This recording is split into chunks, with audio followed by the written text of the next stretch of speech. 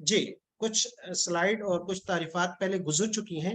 اب یہاں سے کہ کیونکہ ہماری اہمیت، ضرورت اور افادیت پر بات چل رہی ہے، تو اللہ تبارک و تعالیٰ نے سورہ رحمان کی پہلی 4 آیتوں میں دنیا کی، کائنات کی 4 بہترین چیزوں کا ذکر کیا. الرحمن، اس کے بعد دوسری کے بعد تیسری اور چوتھی چیز بیان کی کہ اللہ تبارک کا تیسری چیز، میں نے دنیا میں بہترین ہزاروں مخلوق پیدا کی، لیکن اس میں سے خلق الانسان، انسان جو اس مخلوقات میں سب سے بہترین ہے، وہ میری تخلیق ہے. پھر خلق الانسان کے بعد انسان کو تمام خوبیاں دی، اللہ نے ہزاروں خوبیاں دی انسان کو، لیکن جو سب سے بہترین، اولین اور اعلیٰ تھی، اس کا ذکر کیا علمہ البیان، کہ انسان کو پیدا کیا. انسان کے اندر ہزاروں خوبیاں ہیں، سوچتا ہے، شعور ہے، چلنا پھرنا ہے، پکڑنا ہے، مخلوقات کے لیے بھی، اپنی ذات کے لیے بھی، یہ افادہ عام کے لیے چیزیں بناتا بھی ہے. لیکن اس میں جو سب سے بہترین صفت جو اس کو دی گئی، علمہ البیان، انسان کی بہترین جو صفت ہے وہ صفت گویائی ہے، کہ یہ بولتا بڑا اچھا ہے. تو گویا کہ انسان کی باقی بھی سب خوبیاں ہیں، لیکن اس میں سے سب سے بہترین خوبی جو ہے وہ جتنی اعلیٰ درجے کی ہوگی وہ بیان کی صفت ہے، کہ اس کو بیان کرنے پر، قوت گویائی پر، فصاحت اور بلاغت کے ساتھ یہ بات کر سکتا ہے. اسی لیے تو انسان جب رب کے سامنے ہاتھ اٹھاتا ہے، اور اگرچہ یہ 100 انسانوں کا قاتل کیوں نہ ہو، لیکن آخری وقت میں اپنے رب کے سامنے ان الفاظ سے التجا کر دیتا ہے، کہ اس رب کی رحمت جوش میں آتی ہے اور اس کی مغفرت کا پروانہ لکھ دیا جاتا ہے. تو یہ انبیاء علیہ السلام خطیب اور داعی، اپنی قوم کے فصیح، جو اس قوم میں بھی فصیح اللسان، خطیب اور داعی ہوگا، قوم کا لیڈر، رہنما ہوگا، اس کی پرسنالٹی، اس کی کیریئر ڈیولپمنٹ سب بہترین ہوگی، اور وہ امت کو، قوم کو، لوگوں کو، انسانوں کو سب سے زیادہ فائدہ پہنچانے والا ہوگا. اور کیونکہ یہ قوم اور یہ امت آئی فائدہ پہنچانے کے لیے. اگر عمومی طور پر دیکھا جائے تو لوگوں کی توجہ کا مرکز بھی ہمیشہ وہ لوگ، وہ معلمات، وہ عالمات، وہ خواتین، وہ مرد ہوتے ہیں جو اچھا بولنا جانتے ہیں. کیوں؟ کہ ان کے اندر اعتماد ہوتا ہے. جو اچھا خطیب، اچھا بیان کرنے والا ہوتا ہے، اس کے اعتماد ہوتا ہے، اس کی شخصیت میں نکھار ہوتا ہے، اور لوگوں کے دلوں پر راج ہوتا ہے. آج آپ کسی بھی بڑے خطیب، میں بھی سنتا ہوں، آپ بھی سنتی ہیں، جتنا اچھا بولنے والے ہوتے ہیں، وہ ہمارے مشائخ میں سے ہیں، علماء میں سے ہیں، یا کسی بھی، اس کو لوگ سنتے ہیں، اور وہ لوگوں کی دلوں کی توجہ کا مرکز بن جاتا ہے، بس اوقات وہ چاہے غلط ہی کیوں نہ ہو. اور دوسرا، خطابت کی اہمیت اور افادیت صرف لوگوں تک نہیں ہے، یہ قوموں کے معرض وجود میں آنا اور ان کے ٹوٹنے تک ہے. ہمارے ملک پاکستان کا وجود، اس خطابت کے ماہرین منت ایک علماء نے تحریکیں چلائی، بڑے بڑے ولی، اچھے بولنے والے اس کی تحریک میں شریک تھے. تو اسی کی بنیاد پر لوگوں کے اندر پاکستان بنانے کی تحریک چلائی گئی، تو پاکستان وجود میں آیا. اور یہی خطابت ہے کہ جب مکتی بہانی کے شکل میں انڈیا کے سپیکر جو بطور استادوں کے ہمارے ان سکولوں میں جب مشرقی پاکستان میں آئے، تو پھر وہی جو ہے اس ملک پاکستان کا ٹوٹنے کا ذریعہ بنے.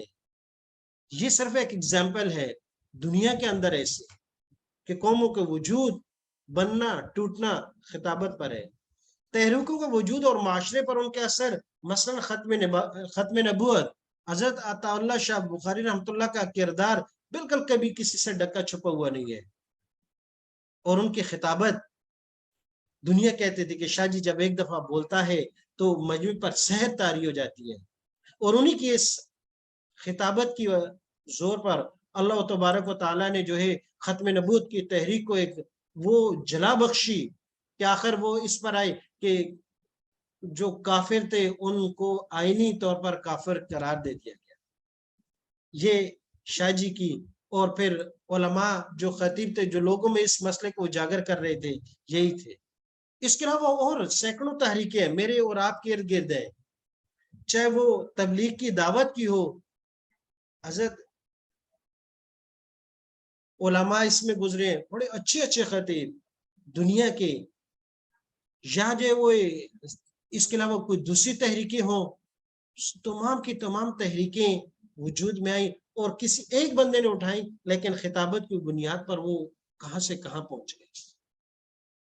کیونکہ خطیب جو ہوتا ہے یہ امید کی شمع روشن کرتا ہے، لوگوں کو امید دلاتا ہے، آگے بڑھنے اور میدان میں اتارتا ہے. یہ لوگوں کو تحریک اسی کے لیے ہے، اور اس کو غلط لوگ غلط استعمال کرتے ہیں تو اس کے لیے بھی لوگ جان دے دیتے ہیں. لوگوں کے موڈ اور مزاج کو بدل دینا، انسانوں کی سوچوں کے دھارے تبدیل کر دینا.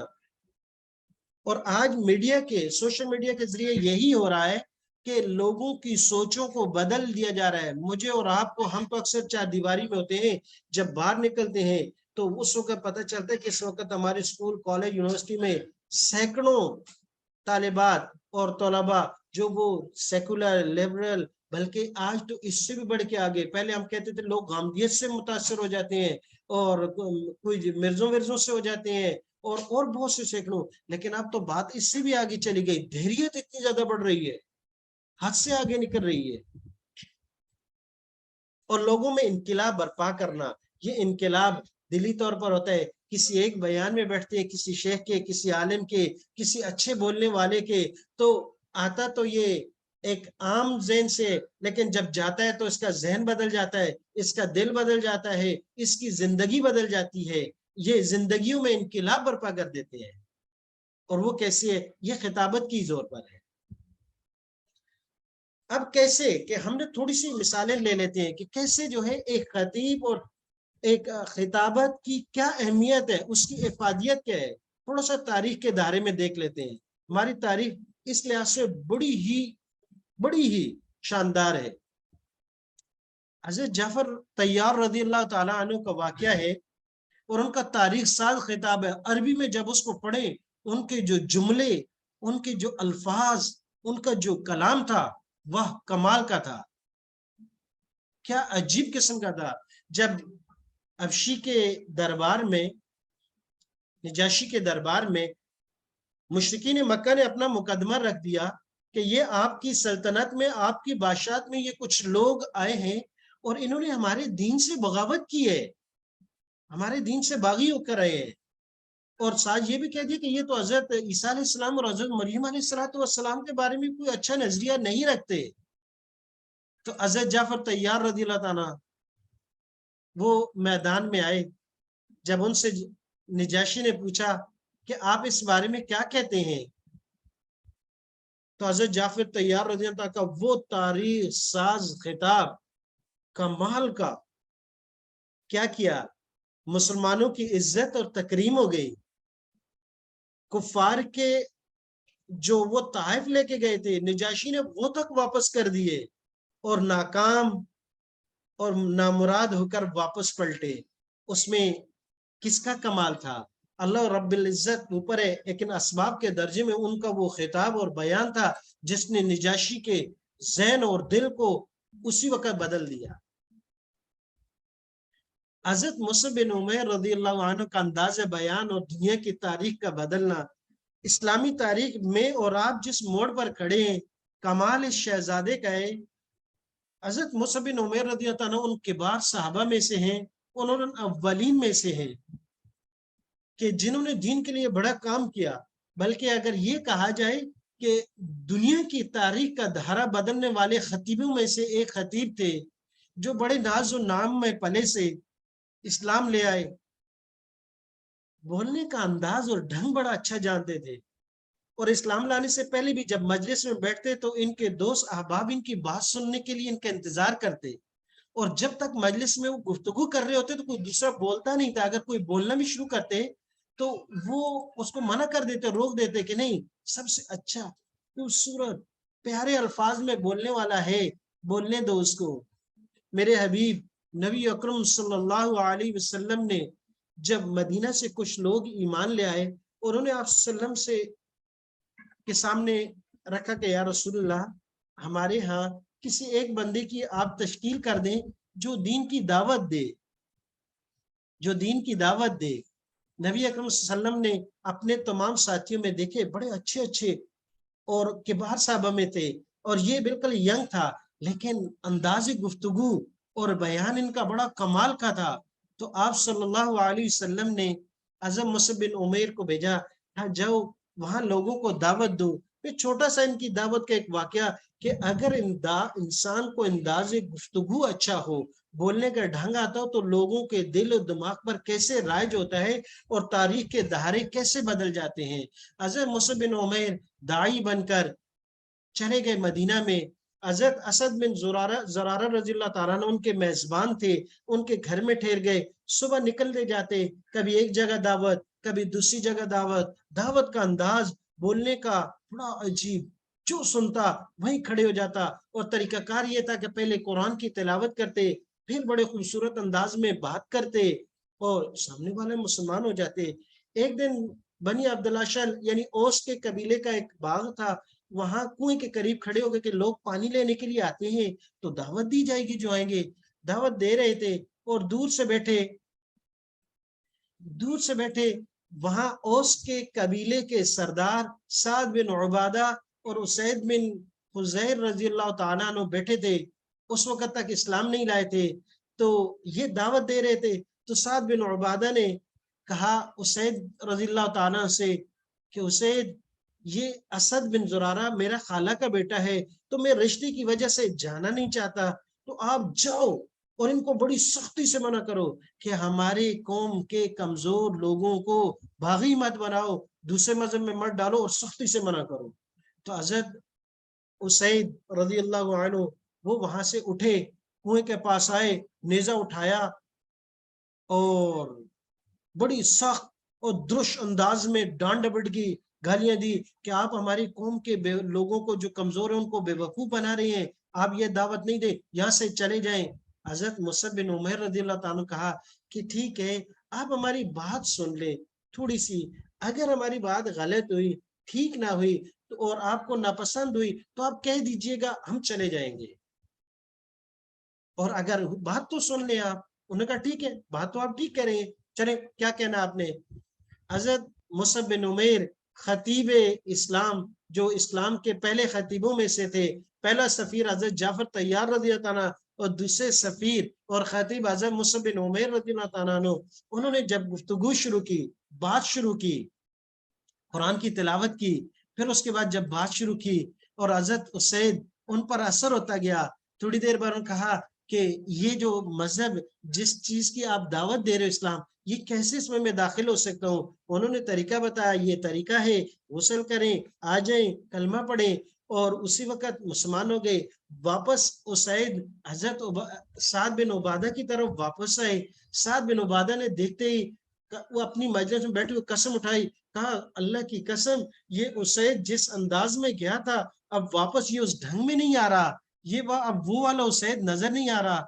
और उसैद जब वापस आए, उन्होंने कहा कि वो उनसे मैंने बात की है, लेकिन वैसे उनकी बात आप सुन लें, क्योंकि वो आप वहां से तर्जमान बन के आए, तो वो कुछ कहना चाहते हैं आपसे।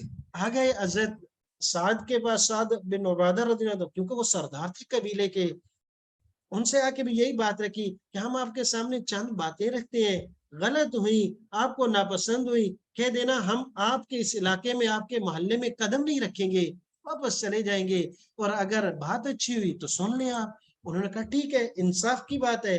और हजरत मुसअब बिन उमैर अपने मशहूर कुन अंदाज में, अपने उन 90 तोले अल्फाज के अंदर उन्होंने कुरान की तिलावत के बाद बात शुरू की, और वो हजरत साद बिन उबादा के दिल और दिमाग में उतरती गई।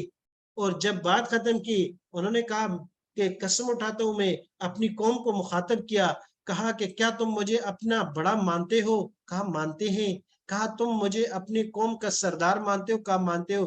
कहा फिर मैं ये दीन और ये मजहब और इस्लाम को कबूल कर रहा हूँ, तो मैं उस वक्त तक किसी से बात नहीं करूंगा जब तक वो इस मजहब में दाखिल ना हो। और शाम तक वो पूरे का पूरा औस कबीला सौ चंद अफराद के सब मुसलमान हो चुके थे।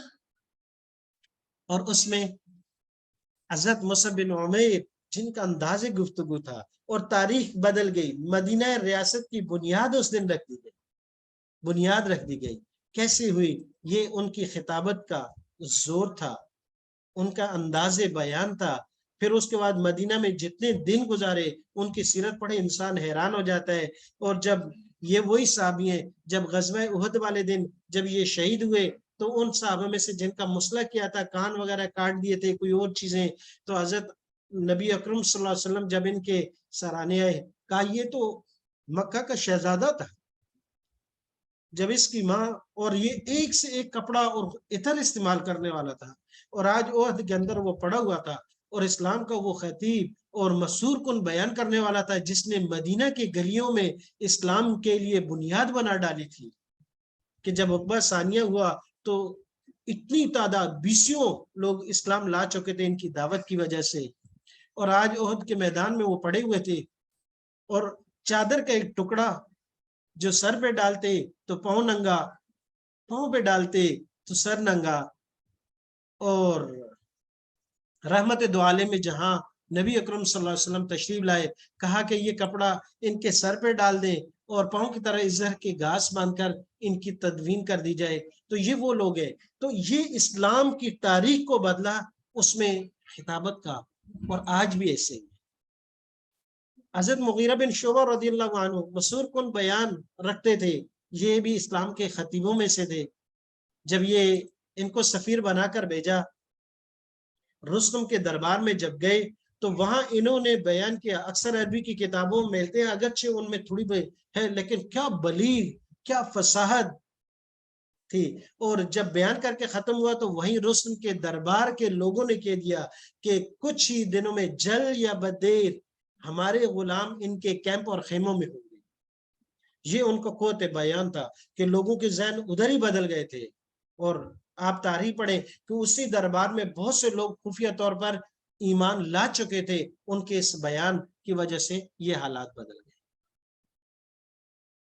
تو یہ صرف اسلام کی تاریخ کی ابتدائی، جب بھی دیکھیں اس وقت بھی، یا اسلامی تاریخ میں کوئی فاتح دیکھیں، طارق بن زیاد جب اندلس کے ساحل پر کشتیوں کو لگاتے ہیں اور اس کے بعد ان کی سپاہی اترتے ہیں، تو کشتیوں کو جلانے کے بعد ان کا 7 منٹ کا بیان ہے، خطبہ سن لیں، جس نے اندلس کی تاریخ کو بدل دیا۔ خطیب تھے، چاہے موسیٰ بن نصیر، کوئی بھی بڑا فاتح یا خطیب تھا، وہ فاتح تھے، وہ 7 خطیب تھے کہ اپنی سپاہ کو وہ سیکنڈوں میں تیار کر لیتے تھے کہ سب کچھ لوٹانا ہے تھی کہ۔ تو کیا اس کی ضرورت نہیں ہے کہ آج کے دور میں مجھے اور آپ کو، میں اس لیے کہہ رہا ہوں خصوصاً ہمارے مدارس میں، چاہے عالمات ہوں چاہے علماء ہوں، واللہ اس چیز کو چھوڑ دیا گیا ہے۔ سیکھ لیتے ہیں لیکن ڈلیور نہیں کر پاتے۔ قرآن آتا ہے، حدیث آتی ہے، ترجمہ آتا ہے، سب کچھ آتا ہے، لیکن اس کو ڈلیور نہیں کر پاتے، لوگوں تک پہنچا نہیں پاتے جس انداز میں پہنچانا چاہیے۔ آج صورتحال یہ ہے کہ اسلام پر اعتراض ہو رہے ہیں تو اس کو جواب دینے والے ہمارے علماء یہ لوگ نہیں ہیں، عام لوگ ہیں، وہ بھی اس طریقے سے جہاں سے دیکھو دہریت کا جواب دینے والے چند لڑکے ہیں۔ اسی طرح اگر غامدیت پر ہے، کوئی بھی اگر آج فکری نظری طور پر ہے اسلام پر، تو وہ عام لوگ آ جاتے ہیں۔ کیوں کہ میں نے اور آپ نے وہ چیز جس سے ڈلیور کرنا چاہیے، انداز گفتگو ہے، طریقہ کار ہے، کاؤنٹر ہم کر سکتے ہیں، وہ طریقہ سیکھا ہی نہیں ہے، اس سے کوسوں دور۔ حالانکہ جو آپ نے سیکھا ہے یہ 70% ہے، 30% آپ کا ڈیلیور کرنے کا طریقہ اگر آپ کو آتا ہے تو آپ نے کام 100% کر لیا، نہیں آتا تو وہ 7% وہ آپ کو بھی بہت کم آئے گا، تو جو قوم کو، امت کو فائدہ دینا تھا وہ نہیں دے پائیں گے۔ اس لیے آج سے ارادہ کر لے، بہت ضروری ہے۔ اور آج تو فن خطابت کی اہمیت 10 گنا میں نہیں 100 گنا بڑھ گئی۔ آج ہم دیکھتے ہیں خواتین کو پڑھانے والی عالمات نہیں ہے، اور دیکھو تو کوئی فلاں ڈاکٹر فلاں ڈاکٹر فلاں ڈاکٹر فلاں ڈاکٹر، بڑا ہلکا حباب ہے ان کا۔ اس کی وجہ کیا ہے کہ ہماری اسٹوڈنٹ نے سیکھا نہیں ہے، ہماری طالبات نے، ہماری عالمات نے، ہم نے اس کو مدارس میں رائج نہیں دیا، اس کو ترجیح نہیں دی، اس کو اہمیت نہیں دی، اس کو فوقیت نہیں دی، اور اس لیے آج ہم کام بھی نہیں کر سکتے۔ हमारी कोई बात भी नहीं सुनता, आज हमारी कोई सुनने वाला नहीं है। लिहाजा आज से ये कर लें, ये थोड़े वक्त का नहीं है, ये थोड़ा तदरीज के साथ है। हो सकता है ये 16 क्लासेस हो आपकी, लेकिन इसके साथ तदरीजन आपको साथ साथ चलना पड़ेगा, साथ साथ चलना पड़ेगा। आज तो क्योंकि ये सिर्फ एक डेमो क्लास थी, असल फन खिताबत क्या है और उसकी अकसाम क्या है, फिर बोलने के लिए जो हमें सबसे बुनियादी जो वजह होती है कि बोलने की वजह से हमें खौफ आ रहा होता है, खौफ को कैसे दूर किया जाए, खुद एतमादी कैसे पैदा की जाए, बुनियादी निकात कैसे याद किए जाएं, लबो लहजे पर कैसे काम किया जाए, आवाज की टोन, बुलंद आवाज किस काम के लिए, बारीक आवाज को कैसे इस्तेमाल किया जाए, बारीक आवाज की कैसे उसको रिदम को तब्दील किया जाए, वक़फ़ वसल, इस तरह बहुत सी मशकें, ये सब चीजें ये सीखने की हैं। और इंशाल्लाह अगली क्लासेस में इन पर एक एक चीज आपके सामने आ जाएगी। और खिताबत की अकसाम में से तमाम अकसाम के साथ साथ उनका खुलासा कि कौन सी तरीकाकार क्या है, कैसे है, किस अंदाज से है, फिर उसका इस्तेमाल। तो अब हम सिर्फ तकरीर के अकसाम को देखते हैं कि तकरीर की अकसाम कौन कौन सी हैं, हमारी इनमें जरूरत की कौन कौन सी हैं, और हमारा सीखने का तरीका कौन सा हो। दुनियावी या दीनी या दुनियावी तकरीर के अकसाम जो है आजकल बड़े, इसके अलावा भी हैं, वैसे इसको और भी डिवाइड किया जाता है बहुत सी अकसाम में, बहुत सी अकसाम में तकरीबन 25 तक ले जाते हैं, बाज़ इससे भी ऊपर ले जाते हैं। लेकिन जो मेरे और आप काम किए हैं ये हमारे करीब करीब है, वो ये है। सबसे पहले वाज या बयान जिसको हम कहते हैं, ये मेरी और आपकी सबसे बड़ी जरूरत है। चाहे वो वाज या बयान इस्लाही हो, तरगीबी हो, नजरी फिक्री हो, अखलाकी हो, अमली हो, दावती हो, वाज या बयान, ये मेरी और आपकी सबसे बड़ी जरूरत है। नंबर 2, दर्स कुरान, कि हम दर्स कुरान दे सकें। आज आलिमात नहीं दे रही, उलमा नहीं दे रहे, तो आम डॉक्टर्स पीएचडी करके और 2 4 10 दिनों के कोर्सेज साल 2 साल करके वो दे रही होती हैं, लेकिन हमारी आलिमात नहीं दे रही होती, जिन्होंने तफसीर पढ़ी है, तमाम कवायद पढ़े हैं, वो दर्स कुरान नहीं दे रहे। दर्स हदीस कैसे दिया जाए, कैसे तैयारी की जाए। इस तरह जज्बाती बयान या मंजर कशी करना, ये भी बयान किया किस समय हमारे यहाँ उलमा में, अवाम अन्नास में मकबूल है काफी, और इससे बहुत अच्छा काम हो जाता है। सुरीला बयान, सुर लगाकर, अक्सर ये पंजाब में ज्यादा मकबूल है। इल्मी और ताकीकी बयान, मुहाजरा जिसको कहते हैं हदीस पर, यह अक्सर इल्मी तौर पर होता है तालिबात में या तलबा में। मालूमाती बयान यानी प्रेजेंटेशन होती है या तरबियती खिताब होते हैं, उसमें प्रेजेंटेशन बनाकर भी की जाती है। समाजी तरीक, मौजूआती तकरीर जिसको कहते हैं, मुख्तलिफ मौजू में मुख्तलिफ जगहों में कोई प्रोग्राम हो रहे होते हैं तो उसमें मुख्तलिफ तकरीरें होती हैं, ये भी। और ये भी आलिमात को करनी चाहिए, मुख्तलिफ जगहों पे जाना चाहिए, जरूरी है और बड़ा काम हो जाता है। मेरा खुद एक स्टूडेंट है जो मुझसे पढ़ भी रही है, तो वो माशाल्लाह, बल्कि काफी सारी है लेकिन उनमें से एक है उसकी बड़ी अच्छी है, वो हर जगह पहुंच जाती है, कोई भी फंक्शन होता है और अपना काम करके आती है, और बड़ी अच्छी अच्छी उसकी कारगुजारी होती है।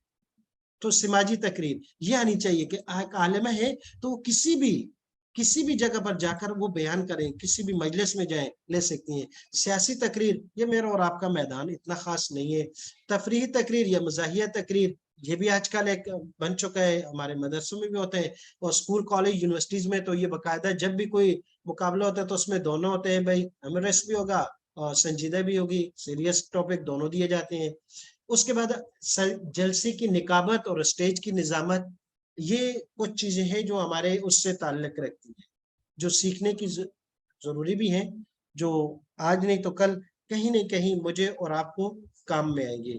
तो ये खिताबत की मुख्तलिफ अकसाम है, हम इनमें से कौन सी सीखेंगे? हम इनमें से सबसे पहले किसी एक को मेंशन नहीं करेंगे, हम सिर्फ बोलने का अंदाज सबसे पहले सीखेंगे, जो उसके जितनी भी हैं। बोलने के अंदाज में से आई कांटेक्ट है, फेस एक्सप्रेशन है, सौती तासरात हैं, आवाज का रिदम है, वॉइस टून है, वॉइस पिच है, उतार चढ़ाव है, वक़्फ़ वसल है, तलफ़्फ़ुज़ है, अदायगी है, जोड़ तोड़ है, पैराग्राफ से दूसरे पैराग्राफ तक जाना है, इब्तिदाइया है, वस्तानिया है, एख्तितामिया है।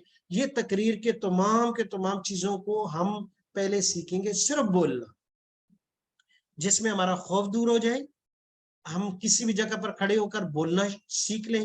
फिर उसके बाद स्टेप बाय स्टेप फिर अल्लाह तबारक व तआला ने हर एक को अपनी सलाहियत दी हुई है। कोई इस्लाही बयान अच्छे कर लेते हैं, कोई तरगीबी बयान अच्छा कर लेते हैं, कोई अखलाकी और अमली बयान पर अच्छी उनको दस्तरस हो जाती है, तो कोई दावत के मैदान में आगे आ जाते हैं, तो कोई दर्स से कुरान और दर्स से हदीस में ज्यादा मकबूल हो जाते हैं, तो कोई जोशीले जज्बाती और मंजर नगारी और मंजर कशी बहुत अच्छी कर लेते हैं, कोई प्रेजेंटेशन और इल्मी और तहकीकी बयान लेक्चर प्रेजेंटेशन उनमें उनको ज्यादा महारत हो जाती है। तो आगे आगे कैटेगरीज है, ये नहीं कि हाँ कुछ लोग ऐसे भी होते हैं जो तमाम पे दस्तरस रखते हैं, लेकिन अक्सर ये होते हैं कि किसी एक कैटेगरी में अच्छे हो जाते हैं। तो इसलिए इनमें से हम किसी को नहीं, हम सिर्फ बोलने के तमाम कवायद ज़ाब्ते कानून उसूल वो सीखेंगे, फिर उसके बाद हर एक को जो अल्लाह पाक ने सलाहियत दी है वो अपनी लाइन खुद ले ले। सुब्हानक अल्लाहुम्मा व बिहम्दिका व नशहदु अल्ला इलाहा इल्ला अंता अस्तगफिरुका व नतूबु इलैक।